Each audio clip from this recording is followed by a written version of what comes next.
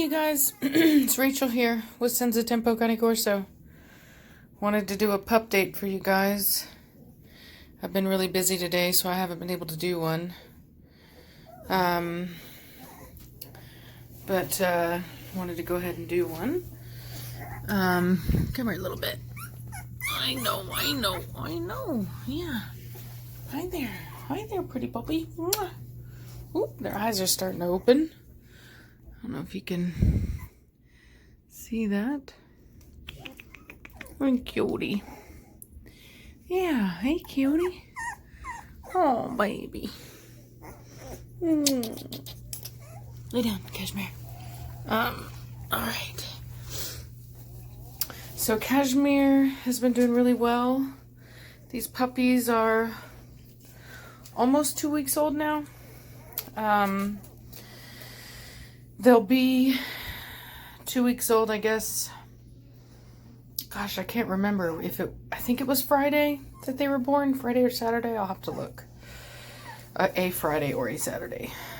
They're all doing well. They're not the fattest puppies in the world. I mean, some of them are, because they're big old bullies. They bully their way in there. And there's not, obviously 11 puppies is, more than she has room for to nurse. And typically a puppy will nurse until it's drained that individual spot. So anyway, it's good whenever they take turns like we have here where we have some sleeping.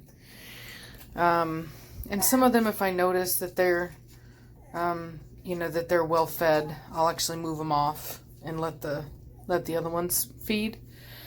But she's been able to do it on her own. I haven't had to bottle feed at all, so that's good. They're not like I said, they're not the fattest puppies, but nobody's suffering. So, come here, you little red puppy. You've had plenty. You're a fat putt. You're a fat butt. Oh, look at that. Your eyes are open. Look at those eyes open. Hey, Yep, so we're getting close to weaning time. Thank the Lord. Getting close to the time where Mama gets to take a break. She gets to back off, which is a good thing for her. It's always a good thing for Mom. As you can see, she's nice and fat.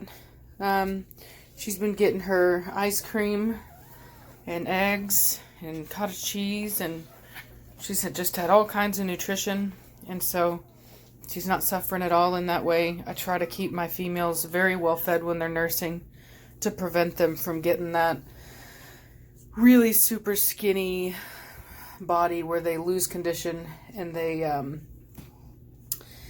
end up losing a bunch of hair and stuff like that. So that's one of the things that I do, is I just really overload them full of nutrition, full of calories, so that we don't really have that problem. So everyone's doing good. I've been, like I said, really busy, so I haven't had the opportunity to really do much else, unfortunately. Obviously we come in, we monitor them, make sure that everyone's doing good, and they are. Like I said, eyes are opening. Tails have been done for a while. They are a good length. So yeah, really, really happy about it. I am gonna be getting Cashmere spayed after a while. Not exactly sure when, but that'll be happening. And then she'll be going to her new home. Her new owners, I've spoken with them. They have to go to California to meet with their daughter, I believe in April, and they don't want to take her and then just immediately have to board her with that. So I will be keeping her, pardon me, I will be keeping her until they come back. In fact, most likely I'll be meeting them on their way back to New Hampshire from California. But yes, we have talked about it, and they're very excited about bringing her into their home, which is super awesome. Look at that upside down feeding. So yeah, I've had some people call about the puppies. Nothing. I've had, coincidentally, it's like I complained about people looking, choosing a puppy strictly off color, and then I've had a bunch of people call me just about color, which I guess is just the way things go. Maybe it's the law of attraction. So some people take it well, some people don't.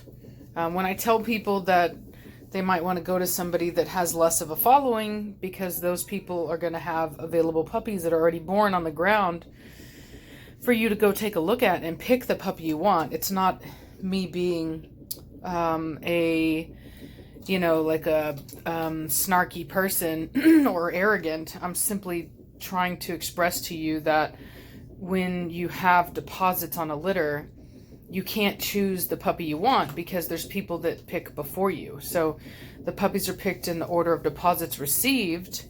So, I mean, you have to pick after they pick. And so if I only have, like, for example, in this litter, 2 blue puppies, then, or for your females, then the likelihood that you're going to get one of those blue females being a 4th pick, 5th pick spot is probably unlikely. And so, like I said, it's not me being rude. It's just me saying if in fact all you care about is color for whatever reason, then you will need to go to somebody that doesn't have as strong of a following, so that you can go to somebody that has puppies available where you can just look at them and say, okay, I want that one, and it won't be a problem. You know what I mean? There are people that have that, totally possible. It's just that I really don't.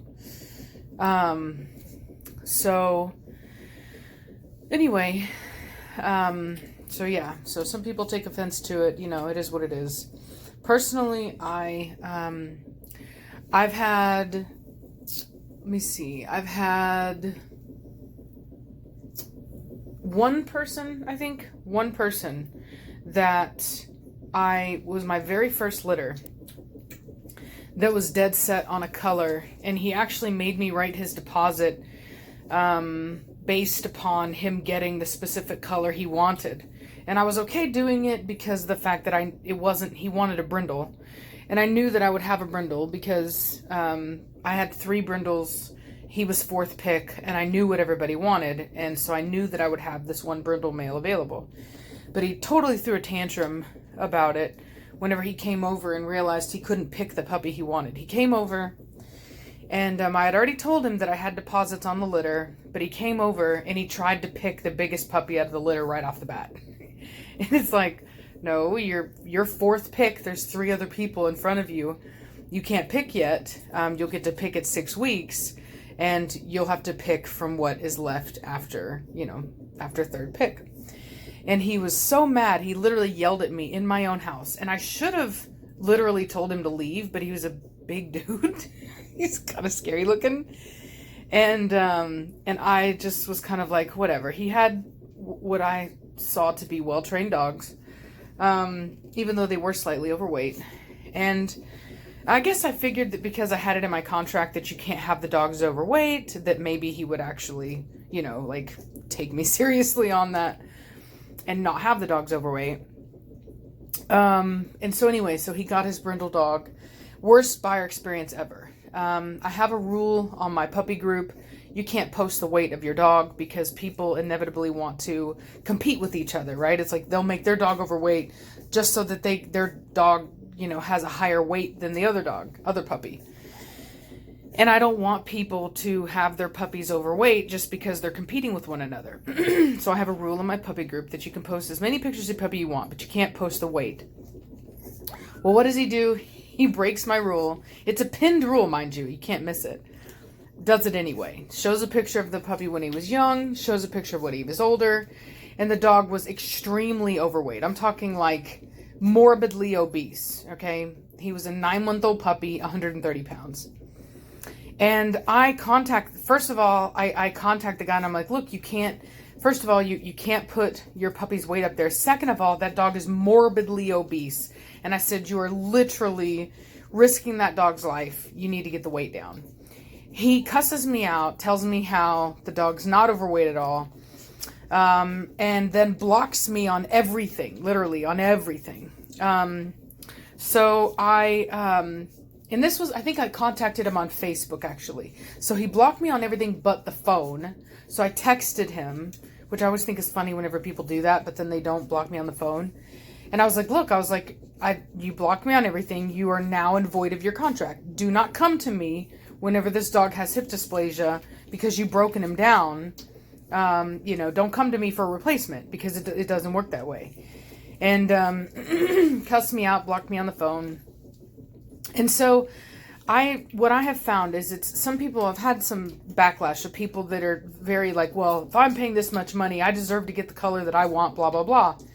And to some degree, I understand that. I understand that humans are visual creatures and that they want colors. But I also find it troubling because the people that I have had that issue with, like the other guy that I told you guys about, that wanted the blue dog, I find these people to be very immature and kind of self-righteous and superficial. And I don't want my dog going to somebody that acts like that. You know what I mean? It's like, it's kind of like people who only date people who are like really pretty, if that makes sense. Like, you ever seen guys or girls, vice versa, that will only date attractive, like I'm talking like your cliche attractive people, like skinny, hot, whatever, like basically arm candy, It's like, even if they, like, I'll be honest, I'm not skinny, right? And haven't been skinny my whole adult life. And I've had guys that I knew liked me that wouldn't date me. We're really good friends, everything. They kind of friend zone me, all that. And then they go off and they date these girls that are like super fake, super superficial, but they're hot. You know what I mean? And it ends up like years later, they get divorced. She takes him for everything he's worth. He's living at his mom's house. He's got nothing, paying child support. Even one guy that I was friends with, I warned him that the girl, it was the one time you should never do this. If you have a guy friend or vice versa, a girlfriend who is dating a gold digger or somebody that's taking advantage of them, don't try to say anything because they're not going to believe you and you'll just lose your friend. And that's exactly what happened to me. I told this guy, look, this girl's a gold digger, blah, blah, blah. And he was just, of course, got all up in arms about it, blah, blah, blah. Well, then years later, not even thinking about this guy because we're not friends anymore, he messages me on Facebook and tells me everything she did. How horrible, how petty she was, how he lost everything, how he's living in his parents' house. And it's just kind of like, I don't want to be like, well, I told you so. And I didn't, you know what I mean? I was just like, wow, I'm sorry, blah, blah, blah, you know what I mean? And I think I even made a post about it on Facebook. And I was like asking like my guy friends, because I have a lot of guy friends. And I was like, what do you, like, what's up with this? And this one guy was like, yeah, he's like, I have a problem with that. He's like, I have a real problem with dating certain girls. And he goes, and it always bites me in the butt. He goes, but don't ever try to say anything because he's like, anytime anybody's ever tried to warn me, it never worked. And so my point to all this is that I don't want my dogs to go to people that are looking for something superficial, right? That they only like my dog because of the way that it looks. I just don't find it to have staying power. You know what I mean? Like if the minute that animal becomes inconvenient to them, it's very quick for them to get rid of it. And it's also like they'll keep it overweight because, they got to have that whole image. Like in dogs, people like fat dogs and they like fit people. It's very weird. Whereas like, it isn't good for the dog to be overweight, obviously. But it's like for them, it's that arm candy, right? It's like a different version of it. It's like, well, I need my dog to be really big so that I can feel like, really, really awesome. And dogs are not cars. Like when I go to a car lot and I want a certain color car, that's not a problem. It's an inanimate object. That's totally fine. But when you're buying a dog, it's not that. And so I get that people are like, well, if I'm paying all this money, I want the specific color. That works when you're purchasing a car, or maybe you're, buying a notebook for school and you want a certain color, or a backpack, or whatever it is. But when you're buying a living, breathing animal, or even when you're trying to find a spouse, it has to be built on more than just looks for you to be successful. And I don't like people buying my dogs that can't see that. You know what I mean? If the only thing that you care about is color, I don't want you to buy one of my dogs, because there's more problems with that thinking than just, well, I want a certain color to my dog. It lends itself to a whole lot of other issues. So when I say that to people, like when I say to people who ask me that, and I'm like, look, people that come to me, they know they're coming to me for more than just the look of the dog. They're coming to me because they know they can trust the temperament, the health, the breeder support that I offer, all that stuff, right? They're not just coming to me because they want a certain color. You know what I mean? Like, and people will get all upset. Well, I deserve the color I want, blah, blah, blah. And it's like, well, go buy a dog based on color. You know what I mean? See how well that works out for you. But I personally don't want to sell dogs to people like that. Now, there have been, like, for example, in my very first litter, there was a girl, she really wanted a preacher lookalike. She wanted a black dog. Difference being, she understood that there was a chance that the temperament of that dog, the energy level, may not be exactly like what she was used to. And she was perfectly willing, when I talked to her about it, perfectly willing to do whatever it took to make it work. And for me, that is like better. It's not just, she wasn't like entitled about it. You know what I mean? She recognized that it could potentially be a problem, but she was open about the fact that she was willing to do whatever it took to make it work. And she's been a wonderful dog owner. Okay. Her name's Selena. You guys probably have seen her dog. I think his name is Gianni. She's done wonderful with him, and he literally is a preacher lookalike. I mean, like, literally, you can't even tell the difference of them in pictures sometimes. And she's a wonderful, wonderful dog owner. So I don't mean to say that you can't have a color preference, or you can't want to buy a dog off color. The problem is when that's the only thing that matters to you and you're entitled about it. You know what I mean? Like, she wasn't like that. She knew that she wanted that color. And when I told her, like, for example, whenever I had him, he was a little dominant. And I told her about that, and she bought books, and she did her research, and she did everything, and she came to puppy meetups with me, and she listened to the training advice that I gave her. She put in so much work to make it work that it was like, okay, you know what I mean? So I think that there's like a really fine line between when it's okay and when it's not okay. The people that bother me are the ones that are like, I want this certain color and I deserve it because I'm spending the money on it. Not, I want this certain color. I totally understand what you're saying. And I promise you that no matter what, I will do the research. I will make it work. You know what I mean? Like, it's different to be a little bit more understanding about it and be like, look, I totally understand what you're saying, but I'm just letting you know that I would really like this color.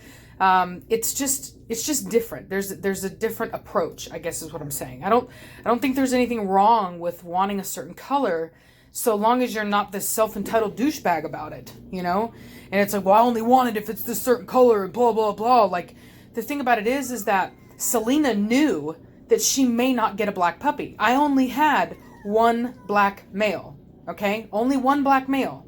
And she knew that. She knew that somebody else could have taken that dog. And so she was perfectly willing to have taken a different color if, in fact, that puppy was not available. And I think that's the other difference, is the other people I've talked to, they don't care. They don't want anything else but that color that they want. You know what I mean?